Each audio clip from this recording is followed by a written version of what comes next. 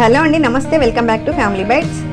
ఈరోజు వీడియోలో మంచి టేస్టీగా కరివేపాకుతో ఫ్రైడ్ రైస్ని చూపించబోతున్నాను. చాలా ఈజీగా, క్విక్గా లంచ్ బాక్స్గా కానీ లేదా లంచ్, డిన్నర్ ఎప్పుడైనా కూడా టేస్టీగా తినాలనిపిస్తే ఇలా చిటికలో చేసుకొని తినేయొచ్చు. ఈ టేస్టీ రైస్ని ఎలా ప్రిపేర్ చేయాలో చూసేద్దాం.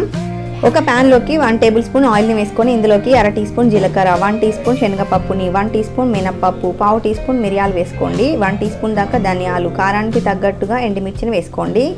వీటన్నింటినీ లో ఫ్లేమ్లో బాగా ఫ్రై చేసుకోవాలి. చూడండి, ఇలా మంచి కలర్లోకి వచ్చాక ఇందులోకి 6-7 వెల్లుల్లి రెబ్బల్ని ఇలా పొట్టి తీసేసి వేసుకోండి. ఇప్పుడు ఇందులోకి శుభ్రం చేసుకున్న కరివేపాకుని 1 కప్పు దాకా వేసుకోండి. ఈ కరివేపాకుని ఆయిల్లో డ్రైగా అయ్యేంత వరకు ఫ్రై చేసుకోవాలి. చూడండి, ఇలా ఫ్రై చేసుకున్న తర్వాత వీటన్నింటిని ఒక ప్లేట్లోనికి తీసుకుందాము. ఇవి చల్లారిన తర్వాత వీటిని మిక్సీ జార్లోకి వేసుకోండి. ఇప్పుడు ఇందులోకి ఒక చిన్న ముక్క చింతపండును కూడా వేసి గ్రైండ్ చేసుకోండి.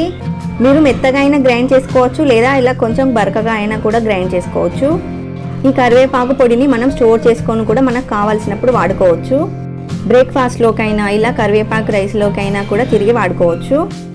ఇప్పుడు సేమ్ ప్యాన్లోకి 1.5 టేబుల్ స్పూన్ల దాకా ఆయిల్ని వేసుకొని ఇందులోకి 1/2 టీ స్పూన్ ఆవాలు వేసుకోండి, 1/2 టీ స్పూన్ శనగపప్పు, 1/2 టీ స్పూన్ మినప్పప్పు, 1 టేబుల్ స్పూన్ దాకా పల్లీలు వేసుకోండి.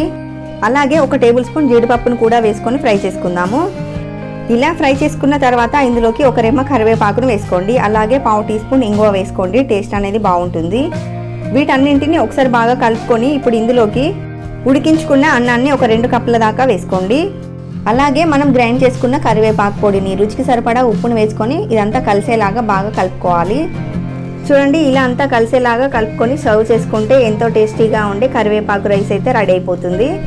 రైస్ మిగిలిపోయినా లేదా ఇంట్లో కూరగాయలు లేకపోయినా, చేయడానికి టైం లేకపోయినా జస్ట్ 5 మినిట్స్లో ఈ కరివేపాకు రైస్ని టేస్టీగా చేసేయచ్చు. ఈ సింపుల్ అండ్ టేస్టీ రెసిపీని మీరు కూడా ఒకసారి ట్రై చేసి చూడండి. ఈ హెల్దీ కరివేపాకు రైస్ రెసిపీ మీకు నచ్చినట్లయితే వీడియోని లైక్ చేయండి, షేర్ చేయండి. మరిన్ని టేస్టీ రెసిపీస్ కోసం ఛానల్ని సబ్స్క్రైబ్ చేసుకోండి. Thank you for watching.